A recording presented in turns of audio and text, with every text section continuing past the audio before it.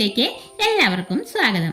ഇന്ന് നമ്മൾ റംബൂട്ടാൻ വെച്ചിട്ട് അടിപൊളി ഒരു മിൽക്ക് ഷേക്കാണ് തയ്യാറാക്കുന്നത്.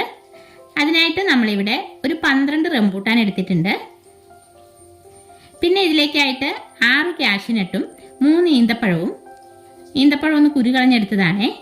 പിന്നെ ഒരു 2 ടേബിൾ സ്പൂൺ പഞ്ചസാരയും പിന്നെ 250 ml പാല് ഫ്രിഡ്ജിൽ വെച്ച് കട്ടയാക്കി എടുത്തതാണിത്.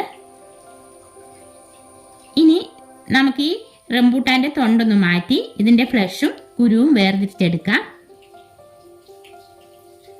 ഇതെല്ലാം നമ്മൾ കുരു കളഞ്ഞെടുത്തിട്ടുണ്ട്. ഇനി നമുക്കിതൊരു മിക്സി ജാറിലേക്ക് ഇട്ട് കൊടുക്കാം. കാഷ്യൂനട്ട് ഒന്ന് പൊടിച്ചെടുത്തിട്ടുണ്ട്, അതുകൂടി ചേർത്ത് കൊടുക്കാം. പിന്നെ ഈന്തപ്പഴം ചേർക്കാം. 2 ടേബിൾ സ്പൂൺ പഞ്ചസാരയിൽ നിന്ന് 1 സ്പൂൺ മാത്രമേ നമ്മൾ ഇതിലേക്ക് ഇട്ട് കൊടുക്കുന്നുള്ളൂ. റംബൂട്ടാന് നല്ല മധുരമുള്ളതാണ്, അതുകൊണ്ട് 1 സ്പൂൺ മതിയാകും. ഇനി നമുക്കിത് നല്ലപോലെ അരച്ചെടുത്തിട്ട് വരാം.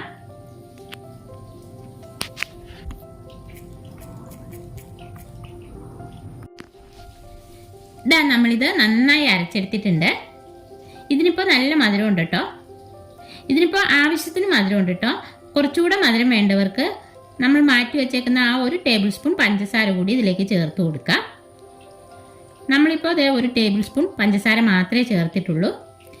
ഇനി ഇതിലേക്ക് നമുക്ക് പാൽ കട്ടയാക്കിയത് ഒന്ന് ഉടച്ച ശേഷം ചേർത്ത് കൊടുക്കാം. പിന്നെ ഇതിലേക്ക് 5 രൂപയുടെ ഒരു പാക്കറ്റ് ബൂസ്റ്റ് ചേർത്ത് കൊടുക്കുന്നുണ്ട്. അതിനുശേഷം നമുക്കിതിലേക്ക് ഒരു വലിയ സ്പൂണിന് 1 സ്പൂൺ ടെൻഡർ കോക്കനട്ട് ഐസ്ക്രീം ചേർത്ത് കൊടുക്കാം.